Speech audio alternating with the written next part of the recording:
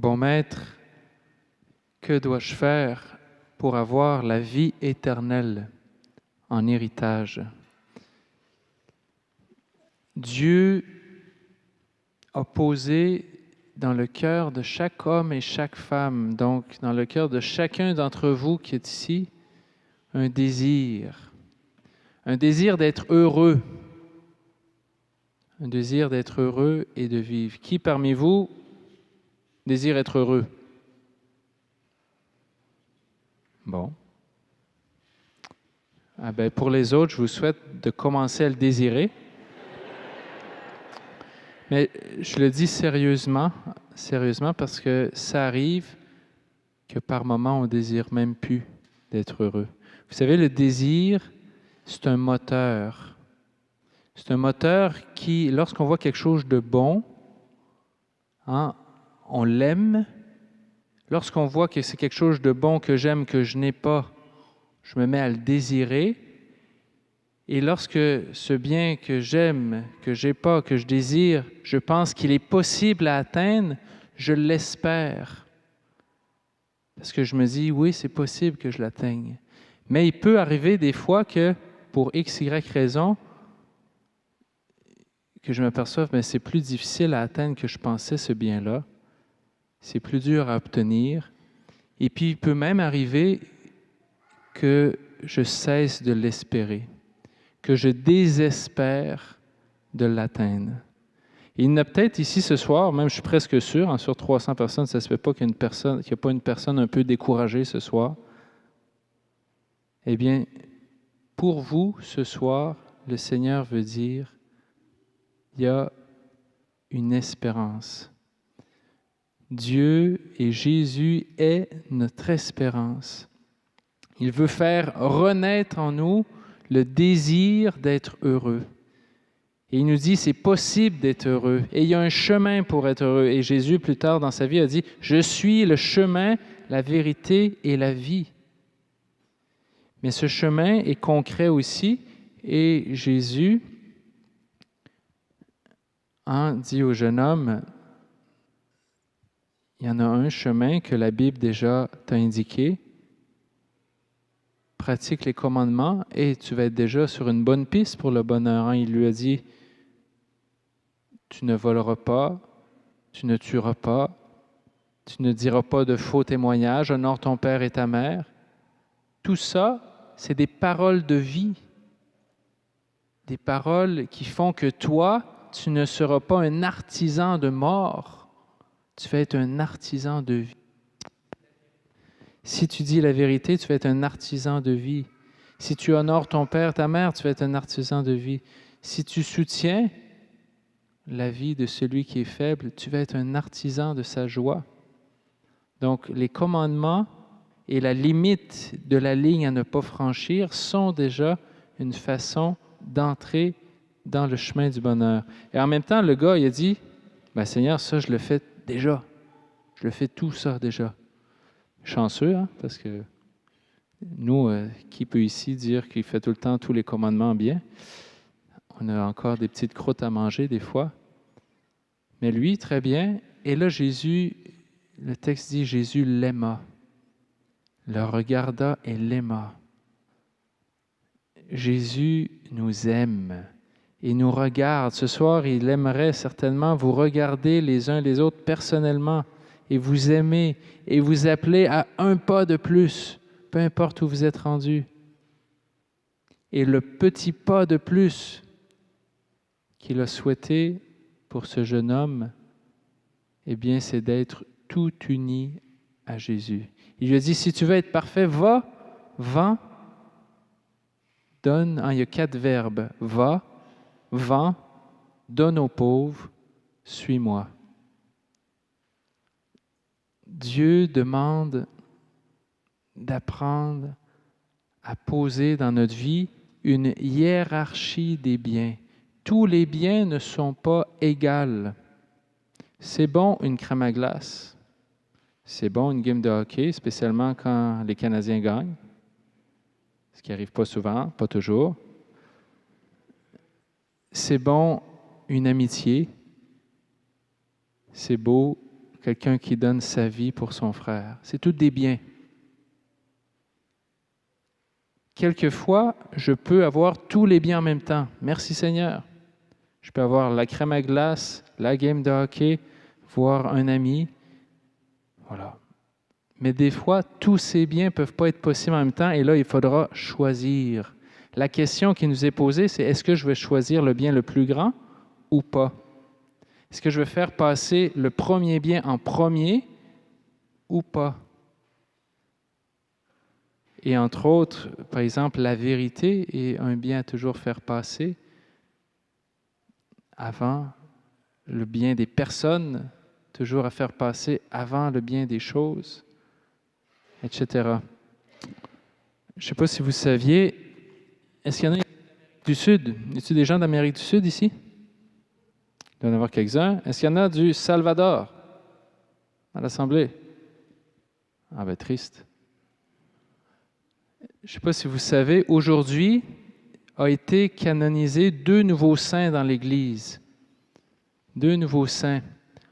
Oscar Romero et Paul VI. 2 amis, 2 personnes qui se sont connues. Paul VI a été le professeur de Oscar Romero. Oscar Romero, je vais parler un petit peu plus de lui, mais je vais d'abord parler de Paul VI, une phrase seulement. Il a écrit, il n'y a pas eu un pontificat facile, mais c'est lui qui a pris le relais du Concile Vatican II. C'était un grand pape. Il a aussi écrit de très beaux textes. Un texte qui n'a pas toujours été bien accueilli, mais qui a une grande valeur, c'est celui de Humanae Vitae, sur l'ouverture à la vie. Et aussi un autre beau texte, Evangelii Nunciandi, l'annonce de l'Évangile au monde, et il a replacé l'Église dans sa réalité missionnaire d'être tournée vers le monde. Et l'une des choses que Paul VI disait, c'était « Notre monde écoute bien plus volontiers les témoins que les maîtres. Et s'il écoute un maître, c'est parce qu'il est d'abord un témoin qui vont l'écouter. » Je ne sais pas si vous faites la distinction entre les deux. Un témoin, c'est quelqu'un qui est cohérent, qu'il vit ce qu'il dit. Un maître, ça peut être quelqu'un qui a beaucoup de savoir, qui a des beaux doctorats, qui a écrit des beaux livres, etc. Mais ce n'est pas nécessairement quelqu'un qui vit ce qu'il dit. Et le pape Paul VI nous dit, attention, en tant que chrétiens, vous êtes appelés, nous sommes appelés, tous, à pas tant prêcher juste la parole, mais à la vivre. Sinon, notre parole va être discréditée par nos actes.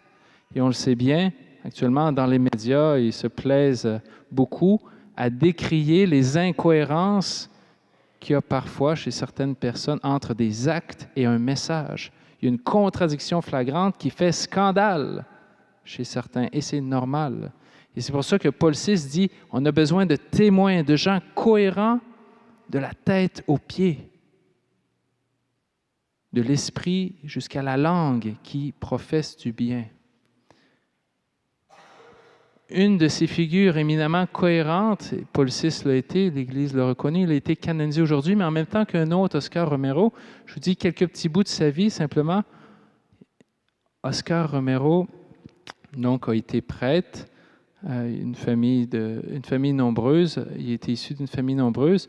Je saute des beaux bouts, des grands bouts, là, mais il était fait évêque dans le Salvador, et c'était un contexte difficile. Il y avait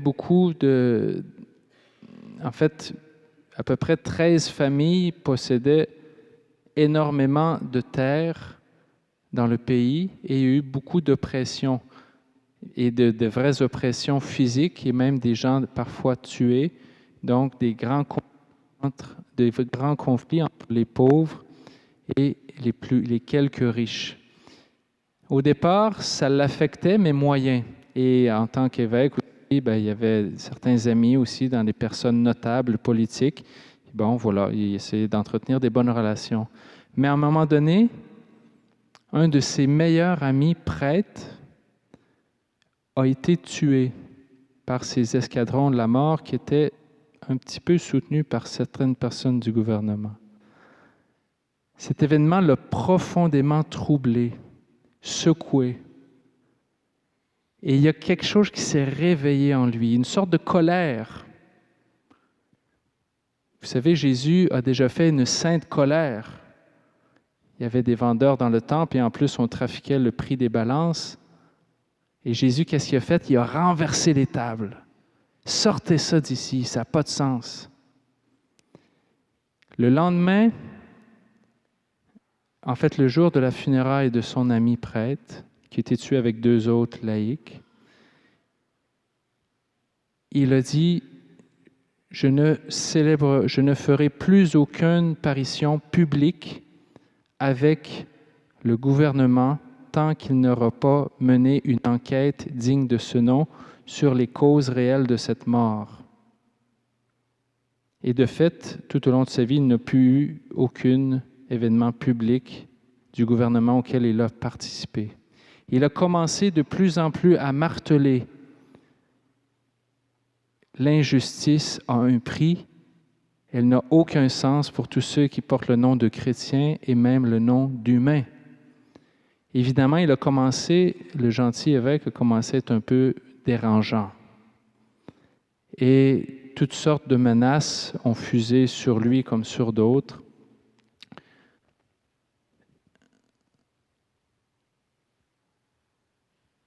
Il a vécu ce qu'on a lu dans le premier texte aujourd'hui de la sagesse. J'ai prié et le discernement m'a été donné. J'ai supplié, l'esprit de sagesse est venu en moi. Après ces conflits, évidemment, il y avait certains tourments intérieurs. Il avait des amis, comme je disais, des amis parmi les riches, des amis parmi les pauvres. Et puis à un moment donné, voilà, bien beau être mes amis, mais je dois être vrai avec vous. Et donc, j'ai pris position, je suis Jésus-Christ, je le suis jusqu'au bout. On n'a pas le droit d'oppresser, de tuer le pauvre, prêtre ou laïc, mais on n'a pas le droit. Et il s'est levé. Il a vécu cette autre parole qu'on a lue tantôt. Plus que la santé et la beauté, je l'ai aimé. On parle de la sagesse. Cette sagesse qui vient de Dieu, que toute personne est infiniment aimée de Dieu. Toute personne est digne d'être aimée, respectée dans toute son intégrité. Finalement, Oscar Romero a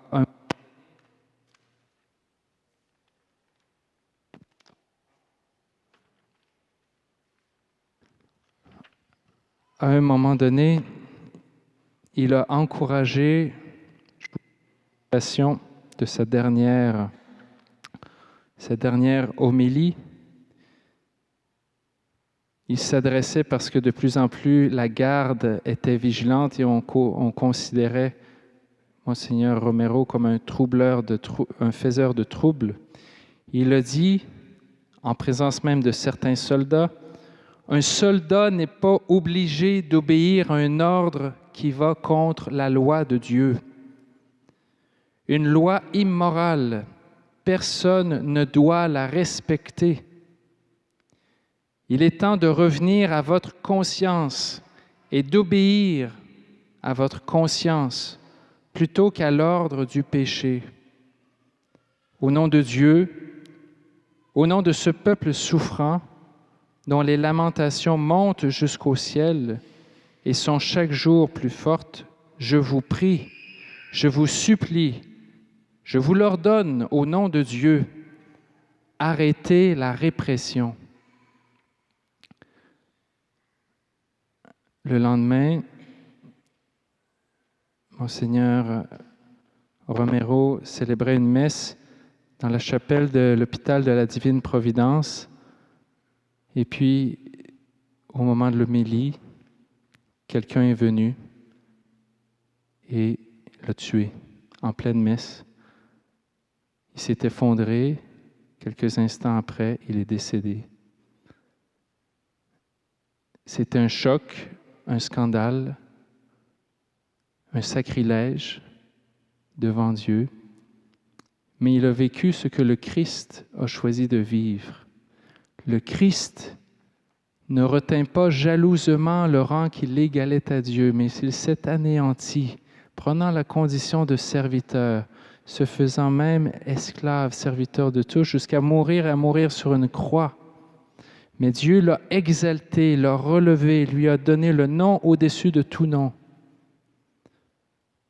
Aux funérailles de Monseigneur Raniero, quand à la Messa, il y avait 350 000 personnes dans les rues. Beaucoup l'ont calomnié, ont décrié, ont dit toutes sortes de choses, toutes sortes de rumeurs, comme quoi il était marxiste et autres. Il n'était pas marxiste. Il était contre juste l'injustice qui tue et opprime le pauvre. Puissions-nous demander à Dieu en ce jour où ont été faits des saints, Paul VI, je reviens à ce que disait Paul VI, notre monde ne cherche pas tant des maîtres que des témoins.